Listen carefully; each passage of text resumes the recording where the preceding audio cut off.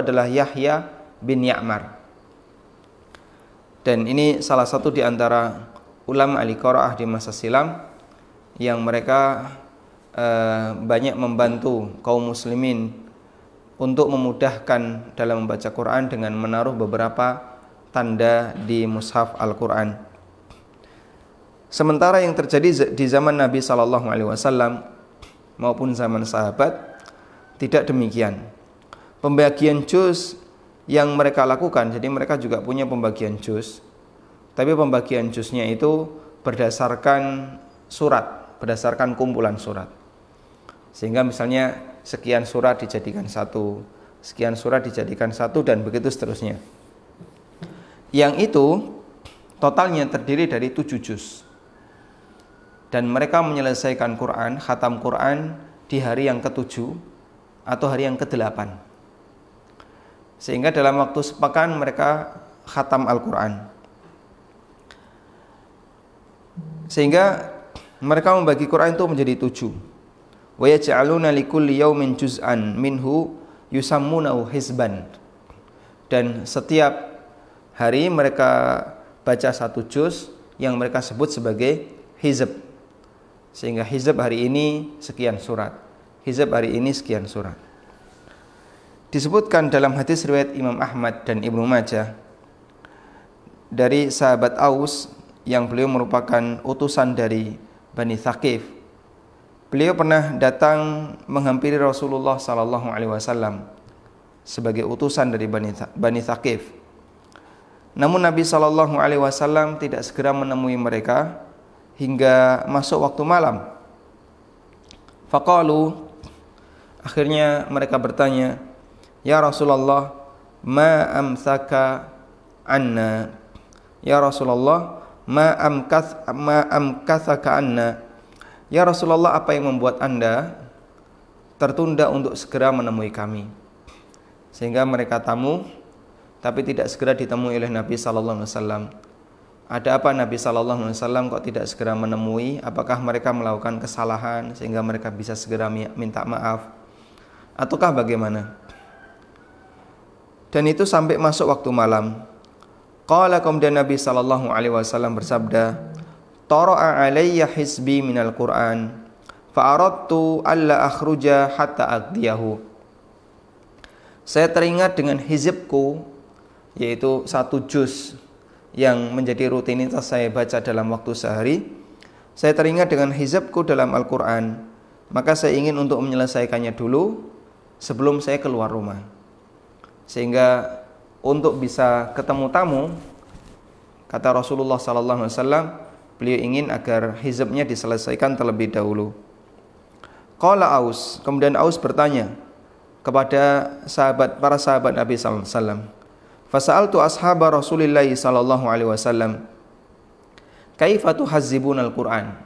Aku pun bertanya kepada para sahabat Nabi sallallahu alaihi wasallam, bagaimana cara kalian itu membagi-bagi Quran? Cara kalian dalam membuat hizab itu seperti apa?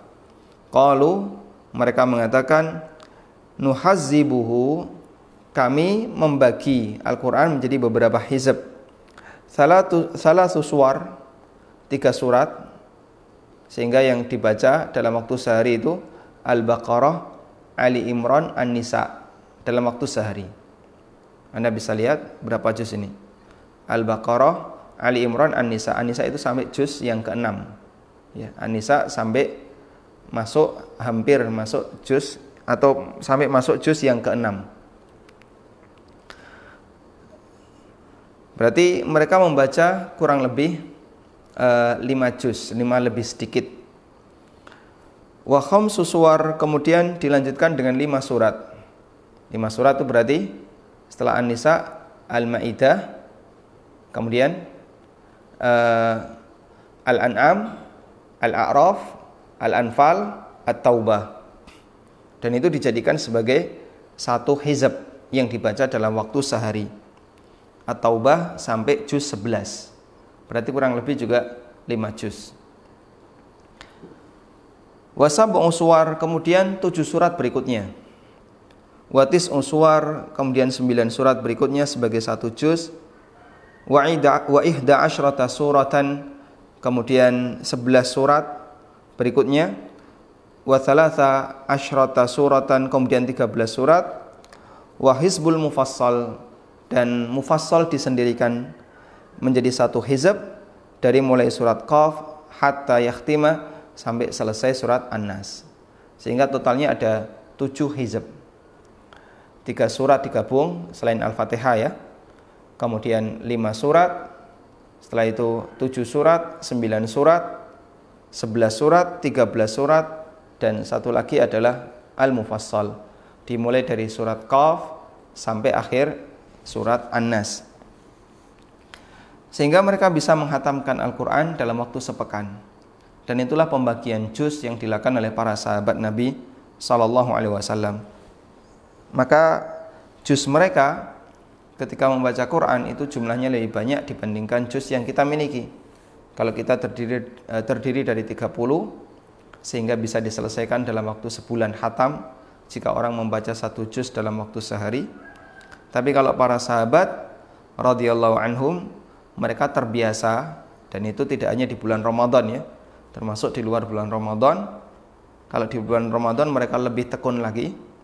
Di luar bulan Ramadan mereka terbiasa menghatamkan Quran dalam waktu 7 hari.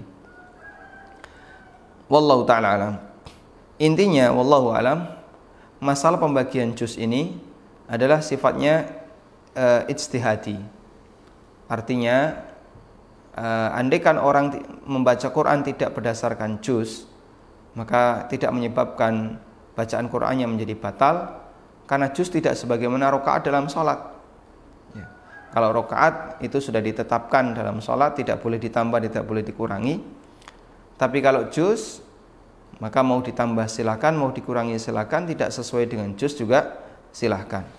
Karena dalam masalah ini, pembagian Al-Quran menjadi beberapa juz itu sifatnya adalah ijtihad dari para sahabat Nabi sallallahu alaihi wasallam. Wallahu ta'ala alam. Kemudian sedikit menambahkan, mohon maaf untuk keterangan saya kemarin terkait masalah Tablighun Nisab, terkait masalah buku yang ditulis oleh Al-Kandahlawi. Betul bahasanya para ulama memberikan beberapa peringatan terhadap buku ini, disebabkan karena di dalamnya ada beberapa penyimpangan. Di antaranya adalah hadis dhaif, dan yang cukup parah di sana adalah adanya khurafat, dan beberapa cerita yang itu sama sekali tidak berdasarkan dalil dan ada unsur khurafatnya.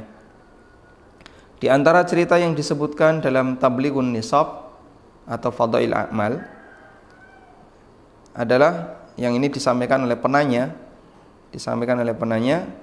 Ada orang yang ketika mau meninggal dunia, dia ngasih pilihan kepada beberapa anaknya, pilihan warisan. Apakah mau dikasih harta yang banyak, ataukah sehelai rambut milik Rasulullah sallallahu alaihi wasallam?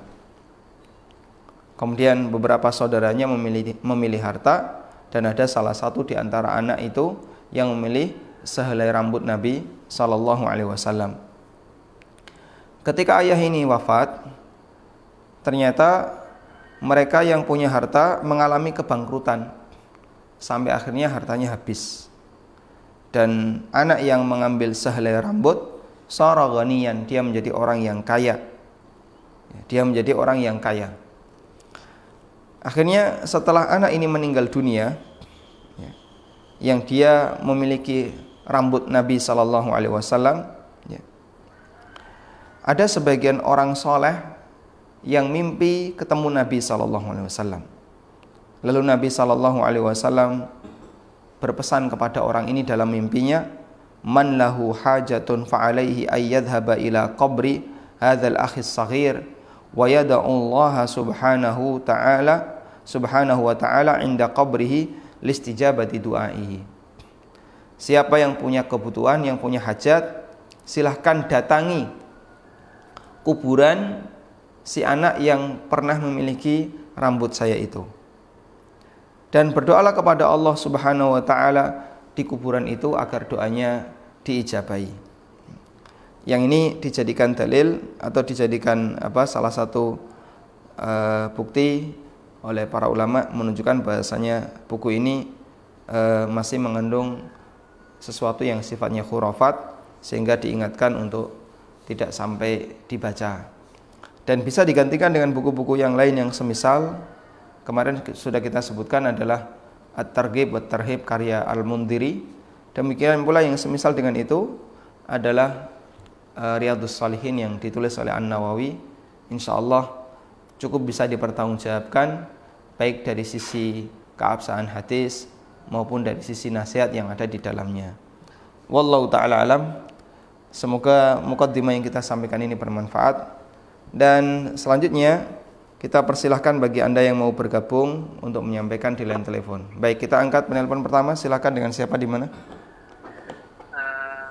Assalamualaikum. Waalaikumsalam warahmatullahi. Ahmad Sakti dari Jakarta. Silakan, Pak. Begini, saya sebagai sopir freelance, sopir travel wisata. Di dunia wisata itu kita sering mengantar tamu di tempat oleh-oleh, di rumah makan, di tempat wisata. Itu kami sering mendapatkan tips dari toko tempat oleh-oleh, ya seperti itu. Itu bagaimana hukumnya, Ustaz? Anda freelance ya, tidak terikat dengan perusahaan ya, apapun? Tidak. Baik. Ya, cukup Bapak? Ya, syukur. Wa jazakumullah khairan. Waalaikumsalam warahmatullahi. Baik, posisi beliau sebagai supir freelance yang tidak terikat dengan perusahaan apapun, kemudian ketika mengantar tamu ke sebuah toko oleh-oleh atau ke tempat-tempat yang lainnya, beliau dikasih hadiah oleh pihak toko. Wallahu ta'ala alam.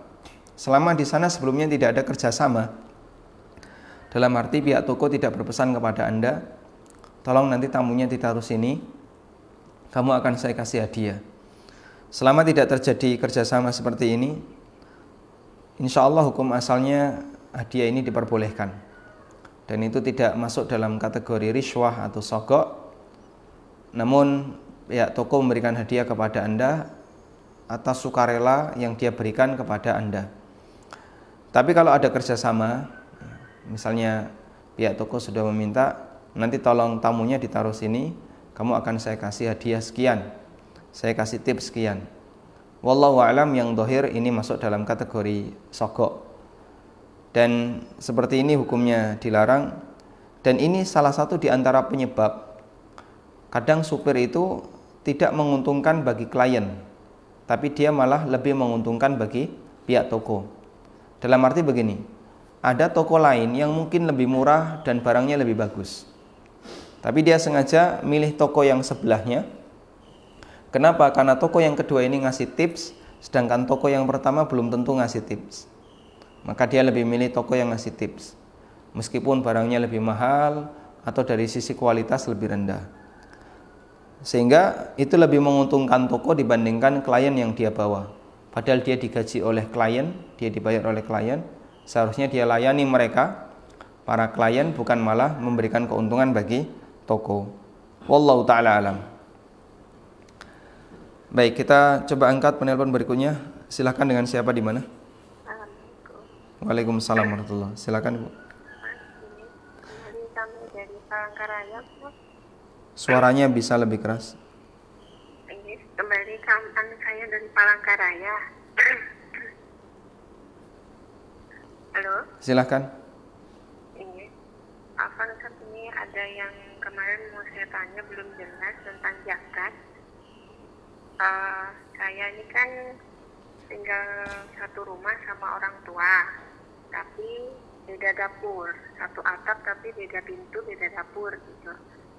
Nah, saya itu sebagai anak perempuan, apa wajib uang zakat itu apa boleh saya kasihkan ke orang tua? Orang tua tidak dalam tanggungan saya, karena orang tua maunya anak sendiri, dia sendiri gitu. Tapi kondisi orang tua saya itu ya kalau dibilang kaya juga enggak gitu loh. Kaya tidak, miskin tidak. Ya pertengahan, karena beliau masih mau bekerja walaupun hasilnya kecil-kecil, Iya. nggak mau diam gitu. Itu yang pertama Ustaz. Terus yang masalah fee tentang kita kalau kerja freelance, ini kan ada pekerjaan misalnya di listrik. Nah di listrik itu kamu boleh ambil cari rumah untuk pasang listrik, nanti saya kasih fee satu rumah 200.000. Nah itu hukumnya boleh atau tidak? Yang memberi fee PLN ya? Iya, kan misalnya teman saya ini yang punya PT, saya yang kerja, tapi saya misalnya dapat, itu kan saya freelance, saya dapat satu rumah untuk pasangan listrik, saya dapat 200.000. Nah itu boleh atau tidak? Baik, cukup. Nah, satu lagi Ustaz, kita kan puasa ini, ada tenaga kerja kita yang bekerja ya seperti buruh gitu, agak keras kerjanya, nah dia tidak puasa. Bolehkah kita menyediakan makanan untuk mereka yang bekerja itu? Dia Muslim? Mereka tidak berpuasa, ya? Dia Muslim? Muslim, tapi karena pekerjaannya terlalu berat, angkat-angkat besi tiang listrik atau yang ngolor-ngolor kabel gitu kan, lumayan di lapangan terus. Nah itu berat pekerjaannya, katanya nggak sanggup puasa. Nah kita sebagai orang yang di rumah boleh nggak masakkan dia karena dia pegawai gitu loh, dia pekerja. Baik, cukup. Cukup, alhamdulillah itu aja Ustaz. Jazakallah khairan. Jazakallah khairan. Baik, pertama mengenai posisi Anda sebagai anak perempuan, bolehkah memberikan zakat kepada ortu? Wallahu ta'ala alam. Saya belum bisa ngasih jawaban untuk ini, karena kalau untuk anak laki-laki, jika ortu dalam kondisi tidak mampu, maka wajib dikasih nafkah. Tapi kalau untuk anak perempuan, memang hukum asalnya mereka tidak berkewajiban memberikan nafkah bagi ortu. Namun saya tidak tahu apakah zakat dari anak perempuan bisa diberikan kepada ortu atau tidak. Semoga nanti bisa kita carikan jawabannya. Semoga Allah mudahkan bagi kami untuk bisa mendapatkan jawabannya. Kemudian yang kedua, mengenai posisi Anda sebagai freelancer untuk pasang instalasi listrik, dan setiap rumah yang dipasang nanti Anda mendapatkan sekian ratus ribu. Jawabannya insya Allah diperbolehkan, karena Anda memang bekerja dan Anda layak untuk mendapatkan upah. Dan upah itu Anda dapatkan dari orang yang menyuruh Anda untuk bekerja. Dan Anda bukan karyawan tetap perusahaan yang lain, maka Anda berhak untuk mendapatkan upah seperti ini, sehingga nilai sekian ratus ribu adalah hak Anda. Yang ketiga, mengenai posisi tenaga yang dia harus bekerja cukup keras di waktu siang hari puasa, sehingga dengan itu dia beralasan tidak kuat puasa. Hukum asalnya dia harus tetap berpuasa. Hukum asalnya dia wajib berpuasa dan harus tetap berpuasa. Dan jika tidak kuat, maka dia harus izin untuk misalnya mengambil waktu kerja lebih pendek. Misalnya dia kerja setengah hari, atau menggeser waktu kerja. Misalnya dia bekerja di waktu sore, pagi dan sore, sedangkan siang dia istirahat. Itu pilihan yang bisa diberikan, karena jika dia mampu untuk menyisakan waktu, menyediakan waktu untuk bekerja, kenapa dia tidak mampu untuk menyisakan waktu untuk berpuasa? Sehingga masalah ini hanya kembali kepada bagaimana teknis pengaturan agar orang tetap bisa pengaturan waktu, agar orang tetap bisa melaksanakan kewajiban kepada Allah Subhanahu wa taala dengan menjalankan berpuasa. Maka tidak boleh karena alasan bekerja kemudian tiba-tiba orang jadi tidak puasa. Wallahu taala alam. Kecuali kalau tidak ada pilihan yang lain. Pekerjaannya hanya ini. Dan tidak mungkin pekerjaan ini ditinggalkan.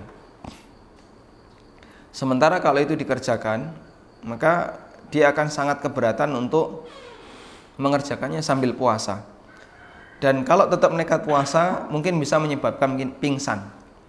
Seperti salah satu contoh kemarin, ada orang yang sampai pingsan ketika kerja di siang hari karena puasa, sehingga karena pingsan maka dia boleh membatalkan puasanya. Tapi hukum asalnya dia harus tetap berpuasa sampai kira-kira dia sudah tidak kuat, baru boleh tidak berpuasa. Itu terkait posisi dia. Sementara terkait posisi Anda sebagai pemilik perusahaan atau sebagai majikan, bolehkah menyediakan makanan untuk orang ini?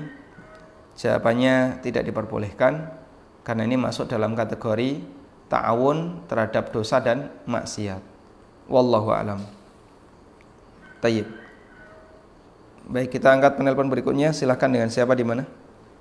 Assalamualaikum Ustaz. Waalaikumsalam warahmatullahi. Silakan Pak. Ana Surya dari Bekasi Ustaz.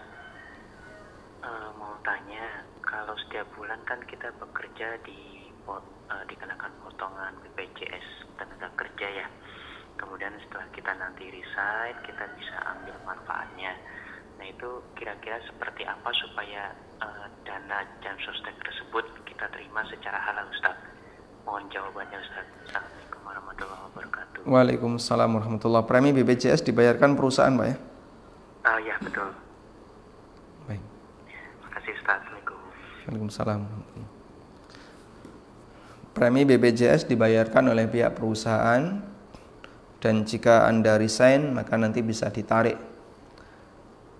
Berapa yang boleh diambil? Yang saya pahami, wallahu ta'ala alam, ketika pihak perusahaan memberikan premi setiap bulan sekian, tiap bulan sekian, yang saya pahami itu adalah hadiah yang diberikan oleh perusahaan atau nominal yang menjadi kewajiban perusahaan untuk diserahkan sebagai premi BPJS atas nama tenaga kerjanya, atas nama karyawannya, sehingga dohirnya premi ini menjadi milik karyawan, namun tidak diserahkan ke karyawan, tapi digunakan untuk membayar premi BPJS. Karena itu ketika karyawan ini resign dan premi itu boleh dimanfaatkan, maka yang boleh diambil hanya senilai premi yang pernah dibayarkan oleh perusahaan. Maka Anda bisa tanya kepada bagian finance, bagian keuangan, per bulan itu premi BPJS saya berapa? Nah, dari situ Anda bisa prediksi, saya sudah bekerja sekian tahun, per bulan saya dibayarkan sekian ratus ribu atau sekian puluh ribu. Anda kalikan saja, saya sudah bekerja selama sekian puluh bulan, berarti total nilai yang berhak saya dapatkan dari premi itu adalah sekian belas juta atau sekian puluh juta. Senilai itulah yang boleh Anda ambil, sisanya tidak boleh, karena itu bukan uang kita. Wallahu ta'ala alam. Baik, kita akan mendengarkan pertanyaan melalui pesan WA. Silakan. Dari pemirsa Al-Hijrah Gresik. Assalamualaikum warahmatullahi wabarakatuh, Ustaz. Waalaikumsalam warahmatullahi wabarakatuh. Bolehkah belanja via Shopee pada saat transaksi di hari itu saja? Dan saya tidak memakai voucher cashback dan voucher gratis ongkir, karena ada yang bilang belanja via Shopee riba. Bolehkah belanja via Shopee? Shopee yang kita tahu berarti dia top up dulu ya, kemudian saldonya mengendap di Shopee di dompet walletnya, lalu ketika dia belanja maka nanti akan dikasih layanan oleh pihak Shopee. Wallahu a'lam, proses mengendapkan uang di Shopee ini ketika kita top up saldo, pendapat yang lebih mendekati adalah akadnya akad utang piutang, sehingga karena akadnya akad utang, kita punya kaidah kullu qardin jarra naf'an fahuwa riba. Setiap utang yang menghasilkan manfaat statusnya riba. Dan apabila itu disepakati di depan, sehingga misalnya di Shopee ada iklan top up Shopee belanja pakai Shopee nanti kamu dapat cashback, dapat diskon dan seterusnya, dapat voucher. Nah, kemudian kita menggunakan Shopee sementara kita masih punya layanan yang lain yang bisa dijadikan sebagai alternatif. maka penggunaan ShopeePay dalam masalah ini terhitung salah satu bentuk pelanggaran, karena berarti kita terlibat dalam kesepakatan ribawi antara kita dengan pihak Shopee. Karena itu kita sarankan selama bisa menggunakan yang lain yang di situ tidak ada bentuk akad utang langsung dengan pihak marketplace, misalnya Anda menggunakan kartu debit atau Anda transfer, insya Allah itu yang lebih selamat. Wallahu ta'ala alam. Baik, kita coba angkat penelpon berikutnya. Silahkan, dengan siapa, di mana? Bu Salmi di Sumatera Barat. Silahkan.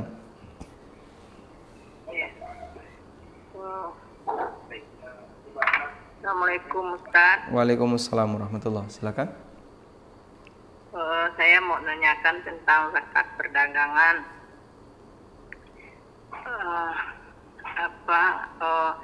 Kami itu punya perusahaan, ada sama kongsi sama kakaknya gitu, jadi pemilik berdua gitu. Jadi cara kami ngitung zakatnya itu dikeluarkan tiap bulan 2,5%. Perusahaannya bentuknya apa, Bu? Bentuk toko kue. Toko kue. Ya. Produksi. Iya, produksi di tempat itu, tapi dia franchise gitu. Jadi zakatnya diambil tiap bulan 2,5%. Setelah itu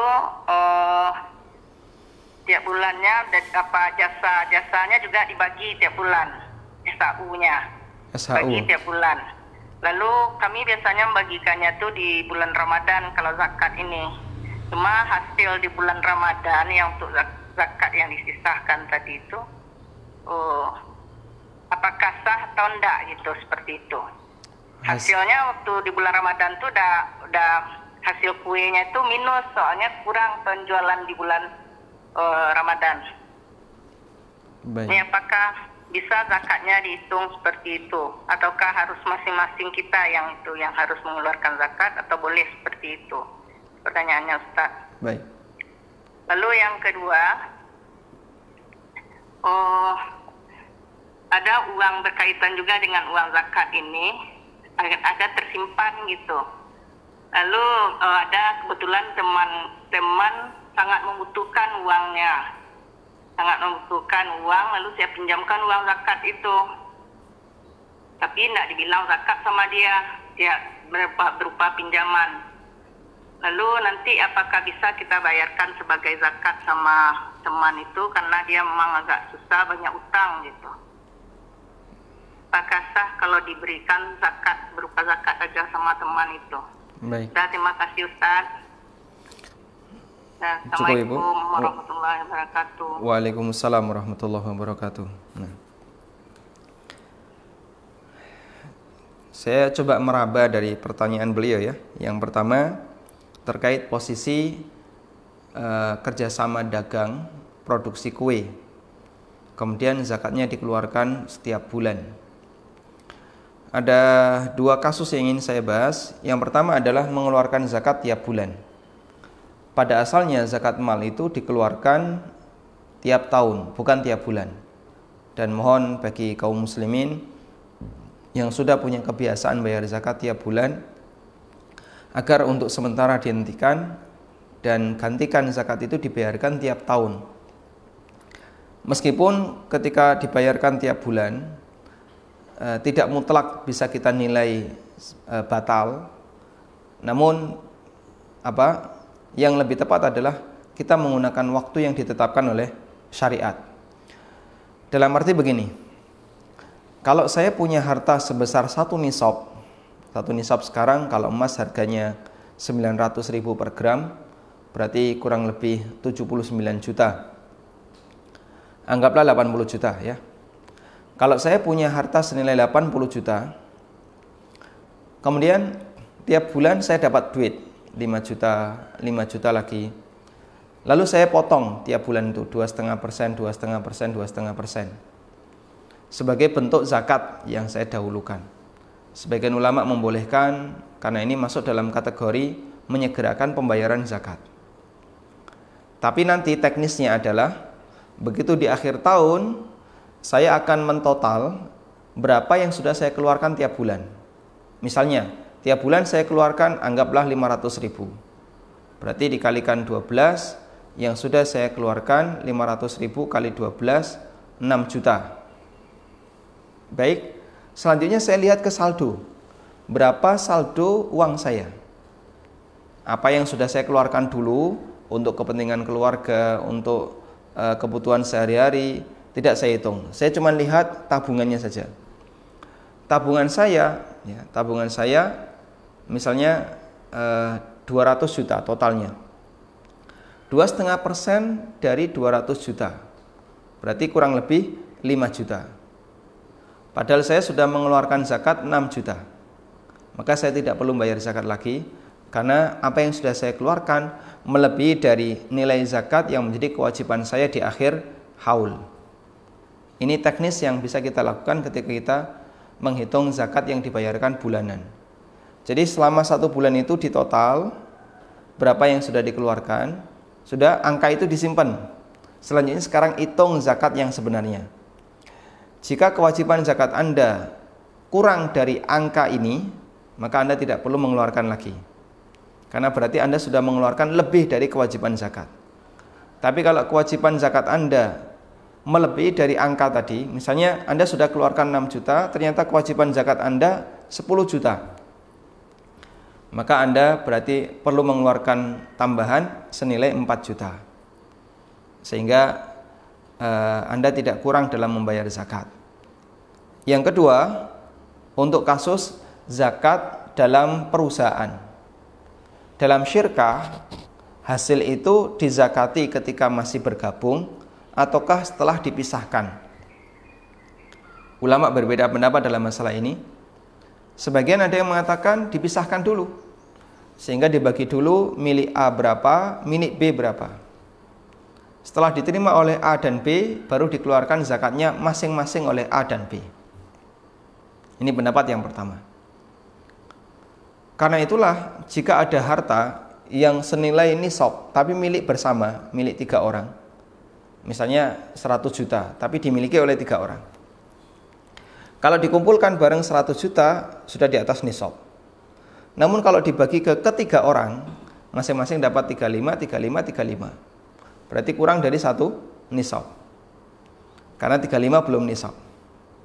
Itu konsekuensinya menurut pendapat yang pertama. Pendapat yang kedua, zakat ini digabungkan. Kenapa? Karena dia berasal dari sumber yang sama. Sehingga dia dizakati sebelum diserahkan ke masing-masing penerima. Masing-masing pemilik saham. Sehingga misalnya 100 juta dimiliki oleh 3 orang. Maka ketika dia sudah mengendap selama 1 tahun, dikeluarkan dulu zakatnya 2,5%, baru kemudian setelah itu dibagikan kepada masing-masing penerima. Dan wallahu ta'ala alam, beberapa ulama menyarankan untuk memilih pendapat yang kedua ini dalam rangka untuk kehati-hatian. Dan ini berdasarkan pesan Abu Bakar As-Siddiq radhiyallahu anhu ketika beliau menjelaskan tentang masalah zakat binatang ternak. Beliau memberikan kaidah la yajtami'u bainal mutafarriq wa la yufarriq bainal mustama'. Jangan menggabungkan yang berbeda-beda, tapi jangan membedakan yang sama. Sehingga kalau sumbernya sama, berasal dari satu usaha yang sama, maka sebaiknya dia digabungkan antara satu sumber dengan satu sumber yang antara pemilik satu dengan pemilik yang lain. Saham-saham itu tidak dibagikan tapi digabungkan dulu, lalu dikeluarkan zakatnya. Wallahu ta'ala alam. Sementara untuk SHU Ramadan yang nilainya kurang dari nisab atau bahkan minus, apakah perlu dizakati? Jawabannya yang dizakati adalah akumulasinya total di akhir Ramadan atau total di bulan Ramadan, total pendapatan atau total tabungan maksud saya, dan bukan pendapatan tiap bulan. Sehingga misalnya Ramadan minus, tapi di luar Ramadan laris. Maka gabungan dalam setahun itu totalnya berapa, dan itulah yang dizakati. Selanjutnya untuk pertanyaan uang zakat yang sudah disediakan, lalu ada orang yang mau pinjam dan dia orang yang kurang mampu, bahkan termasuk orang yang punya utang, bolehkah dia dikasih zakat? Jawabannya boleh, karena dia berarti termasuk mustahik, baik statusnya sebagai gharimin maupun statusnya sebagai orang miskin yang kurang mampu. Sehingga dalam masalah ini Anda boleh memberikannya sebagai zakat. Wallahu ta'ala alam. Baik, coba kita angkat penelpon berikutnya. Silahkan, dengan siapa, di mana? Halo, Ustaz. Waalaikumsalam warahmatullahi wabarakatuh. Silakan Bapak. Ya, ini mau tanya Ustaz. Ustaz, apakah tertidur di saat khutbah Jumat itu membatalkan wudhu? Tidurnya dalam posisi duduk tanpa bersandar. Terus, apakah menggeser kotak amal pada waktu khutbah Jumat itu membuat ibadah keutamaan sholat Jumat sia-sia? Terus, satu lagi bisa Ustaz? Halo? Ya, silakan Pak. Kalau kita seumpama di satu daerah di mana tidak ada masjid, terus kita tidak Jumatan 3 kali berturut-turut, apa menyebabkan itu kafir ya Ustaz? Terima kasih Ustaz, itu saja. Jazakallahu khairan. Assalamualaikum warahmatullahi wabarakatuh. Waalaikumsalam warahmatullahi wabarakatuh. Apakah tidur saat Jumatan membatalkan wudhu? Tidur saat Jumatan dalam posisi duduk menurut Syafi'iyah tidak membatalkan wudhu, karena kata Syafi'iyah tidur yang membatalkan wudhu adalah an-naumu ala hayati ghairi mutamakkin, tidur namun di posisi yang tidak menyebabkan dubur itu tersumbat, seperti tidur terlentang atau tidur miring atau yang semisalnya. Namun kalau dia di posisi tidur ala hayatil mutamakkin, di posisi yang bisa menyumbat, sehingga ketika ngentut maka butuh tenaga yang lebih agar bisa keluar, karena itu dia pasti akan terasa ketika mau ngentut. Orang meskipun tidur, dia masih ada peluang untuk terasa. Maka tidur di posisi seperti ini tidak sampai membatalkan wudhu. Wallahu alam. Namun dia wajib untuk menjaga diri jangan sampai tertidur ketika Jumatan, karena para sahabat Nabi SAW, mereka mencela keras bagi orang yang tidur ketika Jumatan. Sebagaimana kata Muhammad bin Sirin tentang orang yang tidur ketika Jumatan, para sahabat mengatakan yaqulun mathaluhum kamathali sariyatin akhfaqu. Perumpamaan orang yang tidur ketika Jumatan itu seperti pasukan perang yang gagal. Sampai di tujuan nggak ketemu musuh, dia nggak dapat ghanimah, sehingga nggak dapat apa-apa. Maka sahabat mengumpamakan demikian, karena orang ini telah datang dengan modal waktu, modal tenaga, sudah mandi.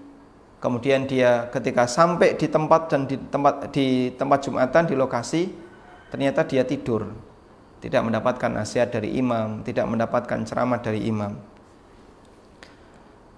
Selanjutnya yang kedua, untuk menggeser kotak infak. Ini apakah mengurangi pahala Jumatan? Sebagian ada yang menyarankan sebaiknya tidak dilakukan yang seperti ini, karena bisa mengurangi konsentrasi seseorang untuk mendengarkan khutbah. Dan Nabi SAW mengingatkan, waman massal hasa faqad laga, siapa yang dolanan kerikil maka dia menyebabkan, perbuatan ini menyebabkan pahala Jumatannya menjadi sia-sia. Dan sebagian ulama menafsirkan dia tidak mendapatkan pahala Jumatan, tapi dapat pahala sholat duhur, ya, meskipun prakteknya amal Jumatan. Nah, mereka kemudian menasihatkan, semisal dengan ini adalah masalah kotak infak. Ada kotak infak yang datang di hadapannya. Lalu dia ingin berinfak. Dia buka dompet. Di saku 1 tidak ada. Cari di saku 2 tidak ada. Cari di tasnya tidak ada.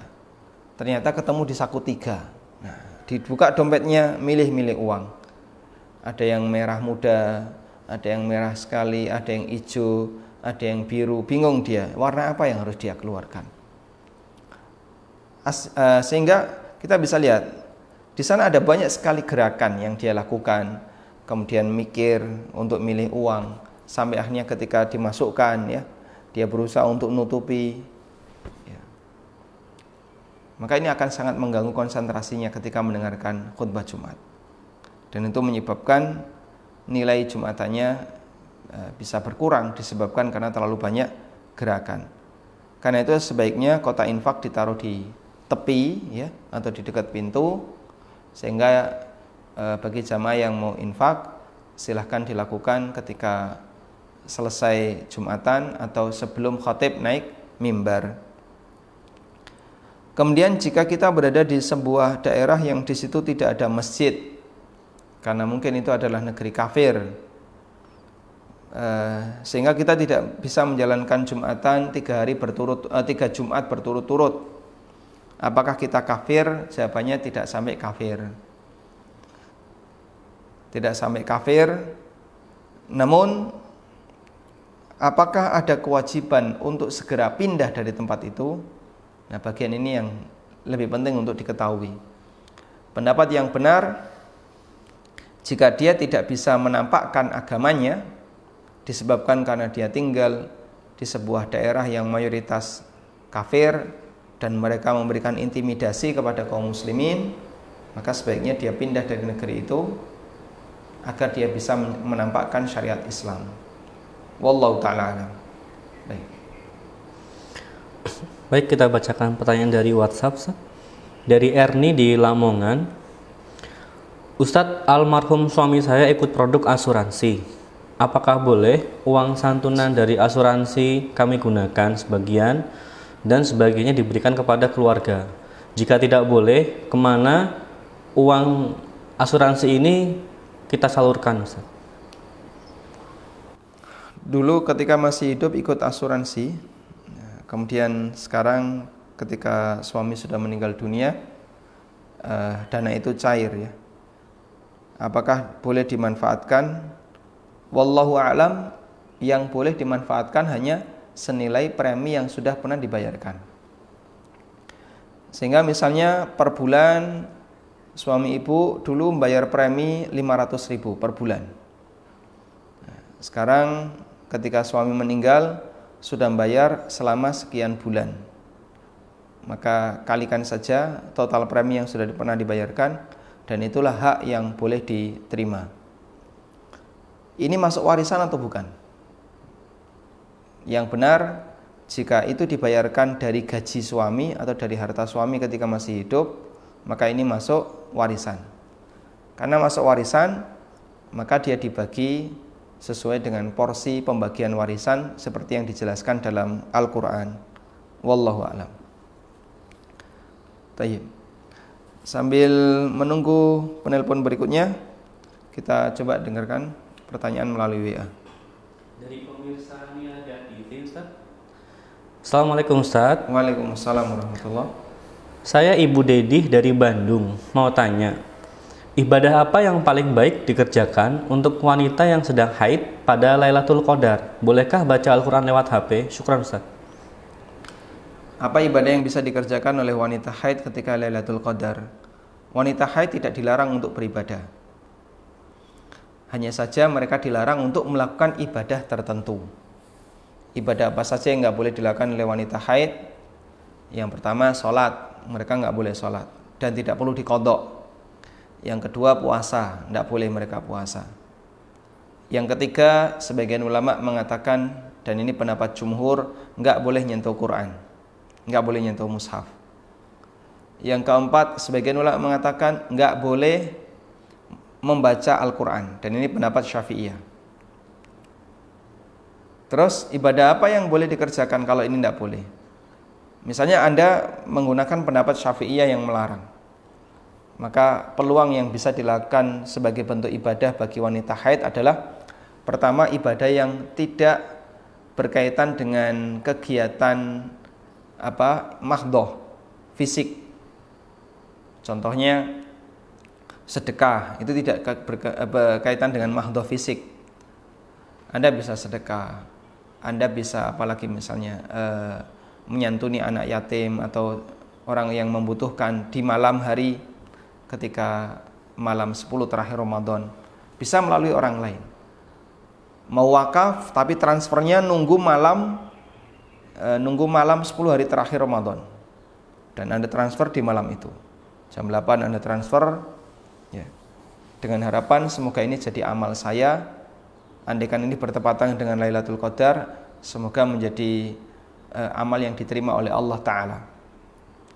Kemudian Anda juga bisa memperbanyak zikir, dan zikir itu tidak masuk dalam larangan untuk wanita haid.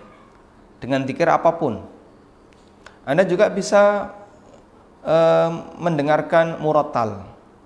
Mendengarkan murattal tidak terlarang bagi wanita haid, sambil merenungkan maknanya. Anda juga bisa misalnya membaca kitab-kitab dan buku-buku yang bermanfaat, termasuk mendengarkan kajian. Walhamdulillah, ada banyak pilihan ibadah yang disediakan oleh syariat bagi kaum muslimin, sehingga ketika dia terhalangi untuk melakukan ibadah A, dia masih bisa melakukan ibadah B, masih bisa melakukan ibadah C, dan begitu seterusnya. Tinggal selanjutnya kuatkan tekad, jangan sampai kondisi haid menyebabkan kita jadi putus asa, kemudian tidak berharap untuk bisa mendapatkan rahmat Allah, terutama di 10 malam terakhir bulan Ramadan. Wallahu alam. Baik, kita angkat penelpon berikutnya. Silahkan, dengan siapa, di mana? Assalamualaikum Ustaz. Waalaikumsalam warahmatullah. Silakan Bapak. Ya Pak, Aji dari Depok Ustaz. Silakan Pak. Ustaz, mau bertanya tentang definisi pikun buat orang tua. Misalnya beliau itu sudah sudah sholat atau belum, apalagi juga jumlah rakaatnya, bahkan kadang ditanya nama anaknya siapa udah lupa gitu Ustaz. Apakah ini sudah masuk kategori pikun, dan apakah status pikun itu sudah tidak lagi dibebani syariat gitu Ustaz? Mohon penjelasannya Ustaz. Syukron, jazakallahu khair. Assalamualaikum warahmatullahi wabarakatuh. Waalaikumsalam warahmatullahi wabarakatuh. Tentang definisi pikun dalam syariat. Istilah pikun yang Allah sebutkan dalam Al-Quran adalah ardalul umur. Allah Ta'ala berfirman, wa minhum may yuraddu ila ardalil umuri likai la ya'lama ba'da ilmin syai'a. Dan di antara manusia ada yang aku kembalikan dalam kondisi ardalul umur, usia yang paling hina, likai la ya'lama ba'da ilmin syai'a, sehingga dia tidak tahu sesuatu yang sebelumnya telah dia ketahui. Ba'da ilmin, setelah dia tahu, dia jadi nggak tahu. Ini anaknya, tentu orang tua tahu nama anak, wong dia yang ngasih nama. Tapi setelah itu dia nggak tahu. Dan itulah batasan pikun yang disebutkan dalam Al-Quran.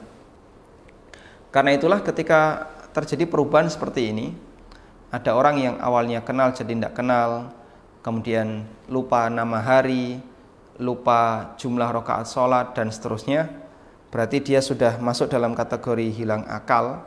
Dan orang yang hilang akal, dia bukan mukallaf, maka dia tidak berkewajiban untuk menjalankan syariat, karena dia bukan mukallaf. Nabi SAW pernah menyebutkan, rufi'al qalam an thalathin, pena catatan amal diangkat dari 3 orang. Salah satunya adalah wa anil majnuni hatta yafiqa, dicatat dari orang yang dalam kondisi gila sampai dia sadar. Dan pikun, jika dia tidak bisa atau dia tidak mengalami kesadaran sehingga posisi pikunnya itu terus menerus, maka orang seperti ini tidak berkewajiban untuk menjalankan ibadah. Wallahu ta'ala alam. Tayyib, kita coba angkat penelpon berikutnya. Silahkan, dengan siapa, di mana? Assalamualaikum warahmatullahi wabarakatuh. Waalaikumsalam warahmatullahi wabarakatuh. Silakan Bapak. Ini Ustaz, saya menyambung pertanyaan yang pertama sekali itu Ustaz, mengenai supir. Kan biasa kita mau keluar kota kan memakai angkutan taksi umum. Nah, di pertengahan jalan kita dimampirkan ke sebuah toko makanan atau toko minuman gitu Ustaz. Nah, di situ kita ini dicas oleh pemilik toko atau pemilik makanan itu dengan misalnya begini, si sopir itu waktu makan atau dibeli apa yang diambilnya itu tidak bayar, tapi yang ditambahkan ke nilai makanan yang kami sebagai penumpang itu, Ustaz. Ini bukan lagi rahasia umum. Itu bagaimana, Ustaz? Kami sudah tahu atau supir yang kami sudah tahu dengan kejadian itu masih juga mampir di toko tersebut, itu hukumnya bagaimana? Dan supir yang melakukan itu hukumnya bagaimana, Ustaz? Baik. Assalamualaikum warahmatullahi wabarakatuh. Waalaikumsalam warahmatullahi wabarakatuh. Wallahu ta'ala alam, jika kejadiannya seperti yang Bapak ceritakan, sehingga kesengajaan supir itu memampirkan kliennya di warung tersebut agar dia bisa ikut makan tanpa harus bayar, namun pihak warung menetapkan biaya supir diambilkan dari klien. Ya, jelas ini kedzaliman yang dilakukan oleh supir, dan dia tidak berhak untuk seperti itu, kecuali kalau dia minta dan itu sudah jadi akadnya. Sehingga misalnya supir ketika mengangkut penumpang, dia sudah sampaikan, Pak, nanti ini sekaligus uang makan bagi saya, biaya sekian plus misalnya 10.000 atau 20.000, yang ini nanti akan Bapak bayarkan di toko A. Kemudian penumpang sepakat. Nah, kalau penumpang sepakat tidak masalah.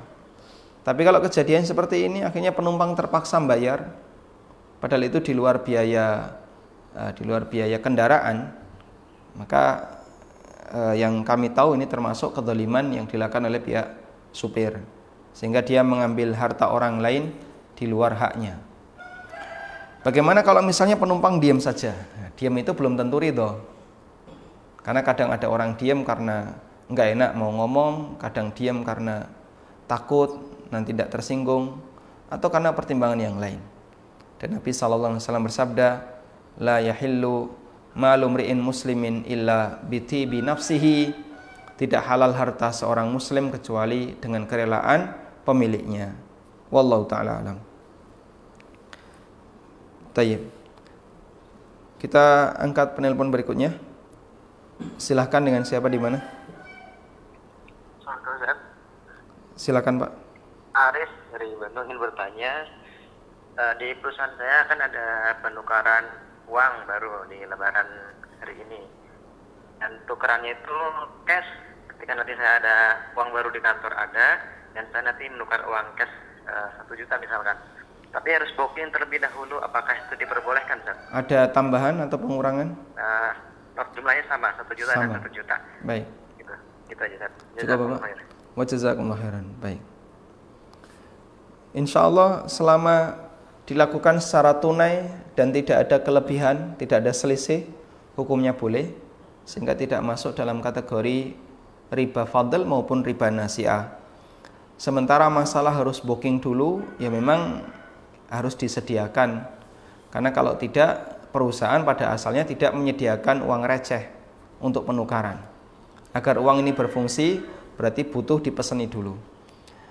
Sebatas booking dulu seperti ini hukumnya boleh, dan itu belum masuk dalam kategori tukar menukar, karena booking itu berarti meminta kepada perusahaan untuk menyediakan uang yang nantinya akan Anda tukar dengan uang Anda, sehingga tidak masalah jika pihak perusahaan meminta agar di booking dulu. Wallahu a'lam. Baik, satu pertanyaan melalui WA dari pemirsa Surabaya Mengaji TV. Assalamualaikum Ustaz. Waalaikumsalam warahmatullahi wabarakatuh. Kapan batas sholat qobliyah dan ba'diyah ketika sholat di rumah? Kapan batas sholat qobliyah dan ba'diyah ketika sholat di rumah? Yang kedua, wajibkah kita menjalin silaturahim dengan kakak tiri dari orang tua? Baik. Untuk yang pertama, batas sholat qobliyah. Batas sholat qobliyah adalah setelah masuknya waktu sholat sampai pelaksanaan sholat. Setelah masuknya waktu sholat sampai pelaksanaan sholat. Karena rawatib itu adalah sholat yang bergantung kepada sholat wajib, sehingga pelaksanaan sholat rawatib mengikuti pelaksanaan sholat wajib. Yang qobliyah berarti sebelum pelaksanaan sholat wajib, yang ba'diyah berarti sesudahnya. Sedangkan batas ba'diyahnya adalah setelah pelaksanaan sholat wajib sampai masuk waktu sholat berikutnya. Anda ba'diyah duhur. Ketika sholat duhur merasa ngantuk, selesai salam sholat duhur, pulang nggak langsung ba'diyah, tidur dulu. Bangun jam 2:30, misalnya 2:30 belum asar, asalnya jam 3. Lalu Anda melakukan sholat ba'diyah duhur, selama belum masuk waktu asar hukumnya boleh. Yang kedua, apakah kita boleh atau wajib menjalin silaturahmi dengan saudara tiri ya? Saudara tiri dari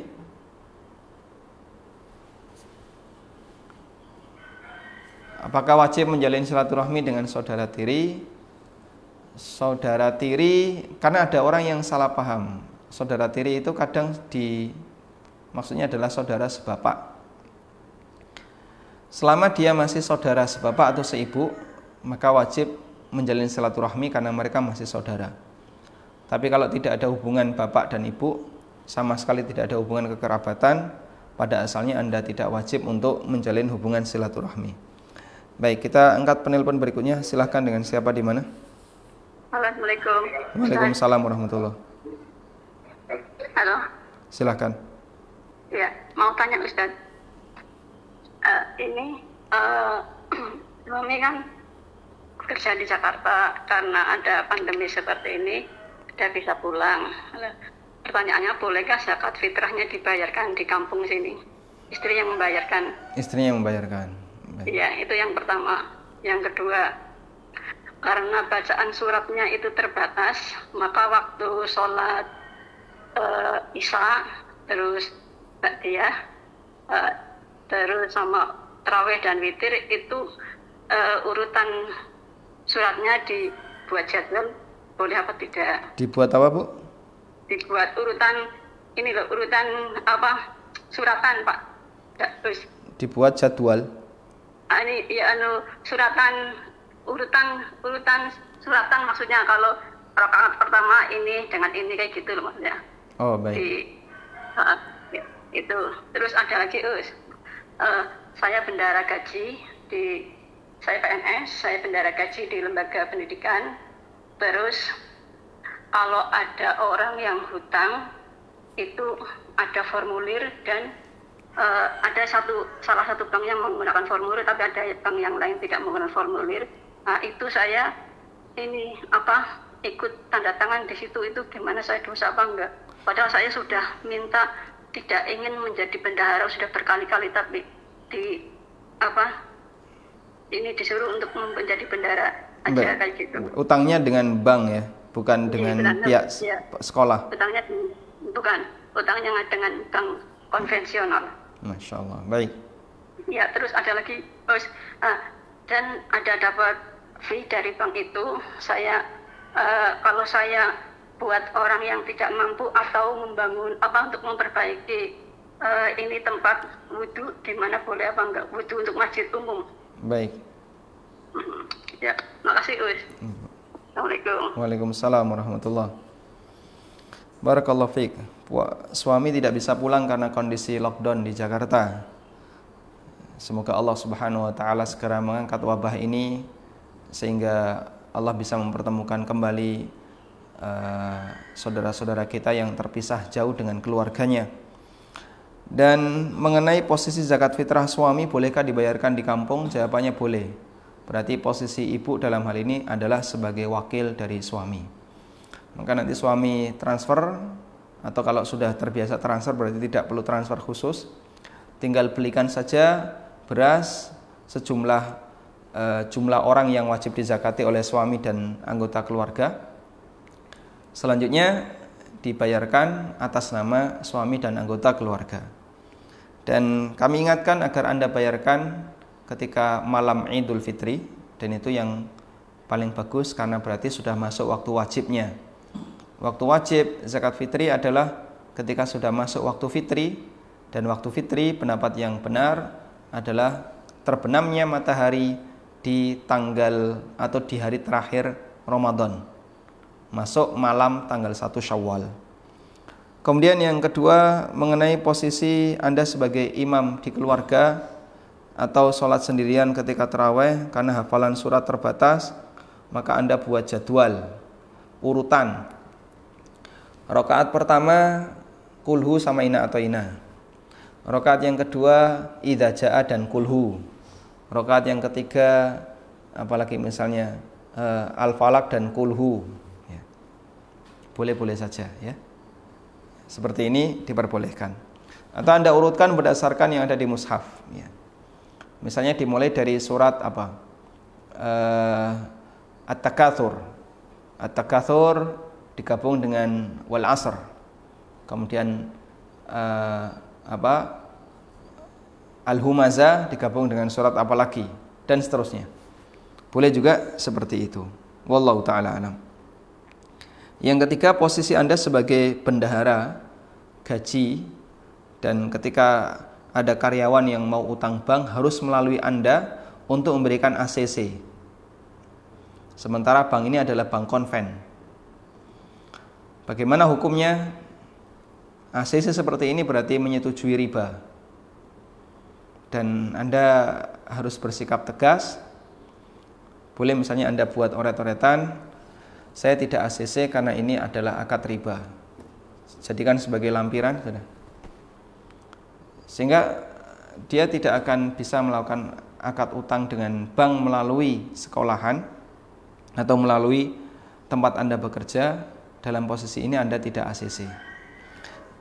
Tapi kalau Anda ikut ACC tanda tangan, ya berarti menyetujui transaksi riba yang dilakukan oleh karyawan ini dengan pihak bank, dan itu posisi Anda sebagai saksi. Dan disebutkan dalam hadis dari Jabir bin Abdullah radhiyallahu anhuma, beliau mengatakan, la'ana Rasulullah sallallahu alaihi wasallam akilar riba wa mukilahu wa katibahu wa syahidai. Rasulullah sallallahu alaihi wasallam melaknat orang yang makan riba, yaitu pihak banknya, wa mukilahu yang memberi makan riba, yaitu nasabahnya, wa katibahu dan yang tukang nyatetnya, wa syahidai dan dua saksi. Dan di posisi 5 orang ini, ketika Anda ACC berarti Anda menjadi saksi, bersedia untuk jadi saksi dengan adanya tanda tangan. Artinya masuk dalam kategori orang yang mendapatkan laknat padahal Anda tidak mendapatkan keuntungan sama sekali. Maka wajib untuk ditinggalkan. Jadi sampaikan, saya tidak mau ACC, saya tidak mau ACC. Sampai akhirnya atasan menggeser posisi Anda tidak lagi jadi bendahara. Sehingga ketika Anda sudah mengajukan agar tidak jadi bendahara tetap tidak diterima, caranya seperti ini. Setiap kali ada pengajuan tidak ACC. Ya, agak bersikap tegas nggak apa-apa. Ya mungkin nanti resikonya hanyalah gesekan dengan beberapa karyawan yang dia belum sadar akan bahaya riba sehingga masih melakukan transaksi seperti ini. Tapi semoga itu bisa jadi media dakwah dari ibu untuk mereka dalam rangka memperkenalkan akan bahaya riba. Sementara untuk fee yang diberikan oleh pihak bank tidak boleh diterima karena ini adalah hasil dari kerjasama yang terlarang. Dan fee yang sudah pernah diterima, maka silahkan disalurkan untuk kegiatan yang sifatnya sosial. Dan sebagian ulama seperti fatwanya Syekh Abdullah Al-Jibrin, beliau membolehkan untuk dijadikan kegiatan sosial keagamaan, sehingga boleh juga disalurkan untuk pembangunan tempat wudhu masjid seperti yang tadi Anda ceritakan. Wallahu ta'ala alam. Mungkin demikian. Satu lagi pertanyaan melalui WA dari pemirsa Sabda TV, Kenzo dan Sarah. Yang pertama, apakah fitrah boleh diberikan ke pembantu rumah tangga? Yang kedua, apakah zakat emas perhiasan dibayar sekali atau setiap tahun seperti zakat emas 24 karat? Baik. Apakah zakat fitrah boleh diberikan ke pembantu? Jawabannya boleh, karena pembantu bukan orang yang wajib dinafkahi. Dia wajib dikasih gaji, tapi tidak wajib dinafkahi oleh tuan rumah. Karena dia adalah seorang ajir, dan ajir atau karyawan, dia berhak untuk mendapatkan sesuai dengan upah yang menjadi haknya. Yang kedua, untuk zakat emas dan perhiasan, apakah dizakati sekali ataukah tiap tahun? Jawabannya dizakati tiap tahun. Sehingga emas batangan, emas perhiasan termasuk tabungan yang Anda punya, totalnya jika mencapai 90 juta atau 80 juta ya, 79 juta nisabnya, berarti mencapai 80 juta ke atas, maka wajib Anda keluarkan 2,5%. Dan itu dilakukan tiap tahun. Kalau tahun depan tetap utuh seperti itu, nanti dizakati lagi dan begitu seterusnya. Wallahu ta'ala alam, mungkin demikian yang bisa kita sampaikan. Mohon maaf jika ada beberapa hal yang kurang berkenan, dan semoga Allah Subhanahu wa taala memberkahi apa yang kita pelajari. Wassallallahu ala nabiyyina Muhammadin wa ala alihi wa sahbihi wasallam. Wa akhiru da'wana anil hamdulillahi rabbil alamin. Wassalamualaikum warahmatullahi wabarakatuh. Subhanallah.